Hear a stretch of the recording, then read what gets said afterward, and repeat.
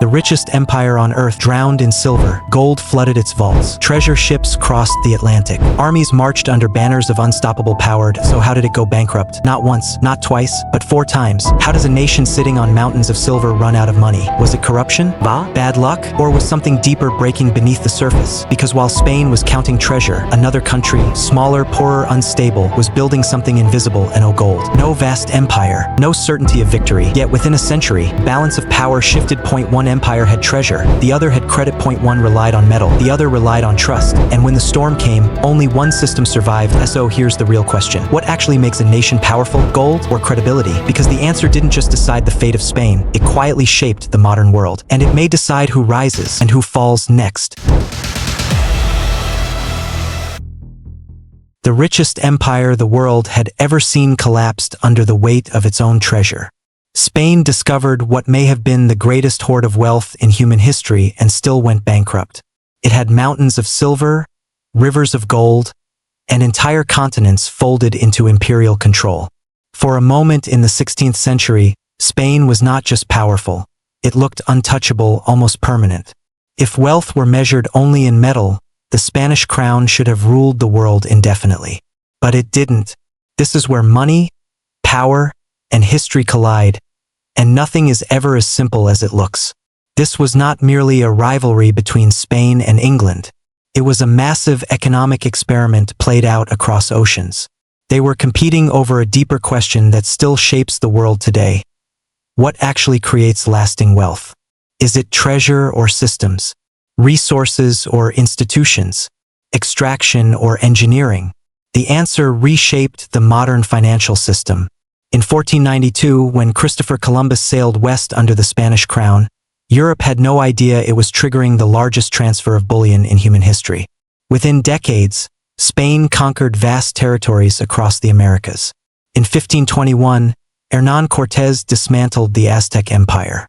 In 1533, Francisco Pizarro crushed the Inca Empire.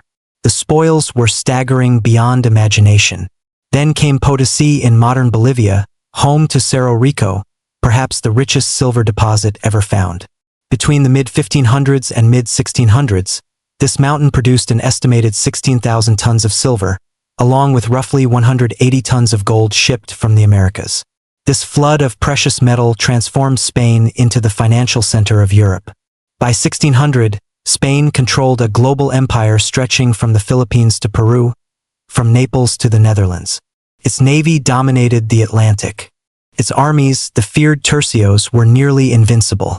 If you had looked at a map in 1580, you would have concluded Spain had already won history.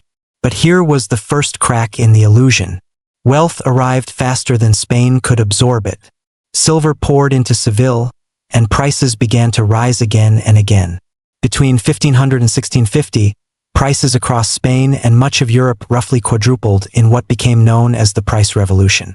What looked like national enrichment was actually early modern inflation. The money supply expanded dramatically as bullion flooded the economy, but domestic production did not keep pace. More money chased the same goods.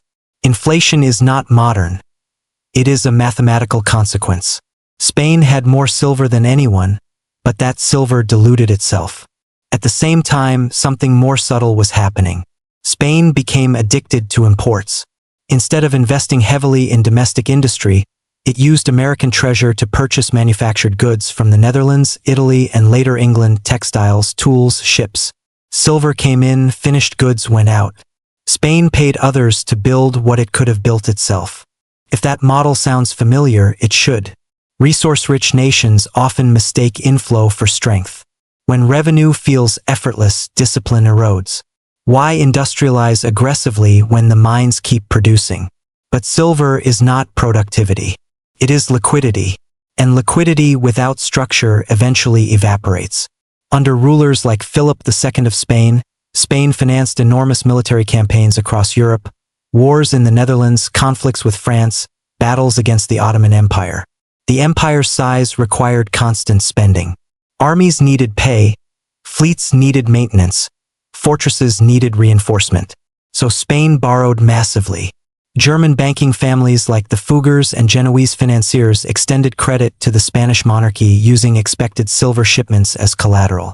On paper, it seemed rational. The mines were still operating.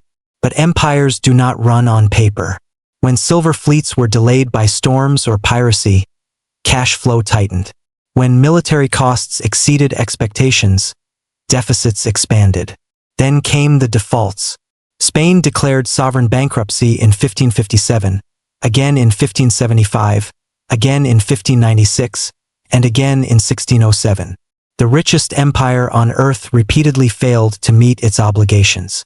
This was not just incompetence. It was structural fragility. Spain's political system concentrated power in the monarchy. Taxation was uneven and inefficient. Regional privileges fragmented revenue collection. Nobility resisted reform. Economic modernization lagged behind military ambition. The empire was vast, but the financial plumbing was weak. Now look north. In the 16th century, England was unimpressive. It lacked Spain's colonial scale and bullion inflows. It lacked inevitability. It was smaller, poorer, politically unstable. In 1588, Spain launched the mighty Spanish Armada to crush England with over 130 ships. Spain expected decisive victory. Instead, storms, logistical failures, and English naval tactics shattered the Armada. England survived not because it was richer, but because it adapted faster. In the 1640s, civil war erupted. King Charles I of England was executed in 1649. The monarchy was abolished, then restored. Instead of permanent collapse, crisis forced redesign. In 1688, the Glorious Revolution permanently shifted power from absolute monarchy toward parliament. This was not only constitutional change. It was a financial revolution. Taxation and borrowing moved from one unpredictable sovereign into a more institutional framework. Investors noticed. In 1694, the Bank of England was founded to manage government debt and stabilize credit. The government could issue long-term bonds backed by parliamentary taxation authority. Spain borrowed against silver shipments. England borrowed against institutional credibility. Credibility compounds. During the 18th century, Britain accumulated huge public debt, especially during wars with France. By 1815, after the Napoleonic Wars, British public debt exceeded 200% of GDP. That sounds alarming, but investors trusted the system. Bonds traded actively. The state honored commitments. Markets were deep and sophisticated. Debt became an instrument, not a weakness. Financial markets funded both war and enterprise. Insurance expanded. Joint stock companies multiplied. The East India Company became both commercial and political force. Trade networks expanded. Manufacturing intensified. Then came steam power. The Industrial Revolution erupted in Britain, not Spain, because Britain's financial system encouraged reinvestment, experimentation, and capital formation. Entrepreneurs could raise funds. Investors could diversify risk. Profits were recycled into infrastructure. Systems beat silver. Meanwhile, Spain's empire strained under inefficiency and revolt. Abundance delayed reform. By the early 19th century, Britain dominated trade routes. London became the financial capital of the world. The pound sterling functioned as global reserve currency long before the dollar. Spain believed wealth was something discovered. England believed wealth was something constructed. That difference still shapes the world. In the 20th century, oil-rich nations often struggled with inflation, corruption, and debt crises, a pattern economists call the resource curse. It is not a curse but structural temptation. Easy wealth reduces urgency for reform. Meanwhile, countries like Japan after World War II and South Korea in the 1960s built export industries and disciplined financial systems because they lacked resources. The United States rose in the 20th century not simply because of gold reserves under Bretton Woods, and after 1971, when President Nixon ended dollar convertibility to gold, the dollar remained dominant because of trust. U.S. Treasury markets became the deepest and most liquid in history. The Federal Reserve acted as lender of last resort.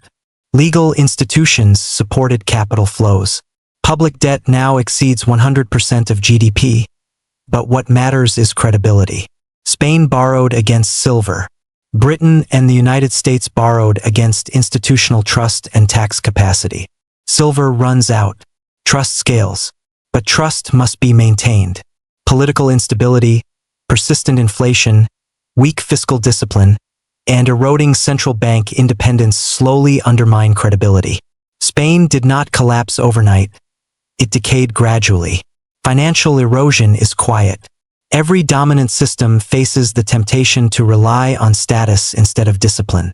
The lesson is simple. Credibility is the real reserve asset. Spain won the gold. England won the architecture. And architecture outlasts treasure. History does not punish nations for being wealthy. It punishes them for misunderstanding what wealth truly is. If this gave you a new perspective, hit subscribe. History has the answers.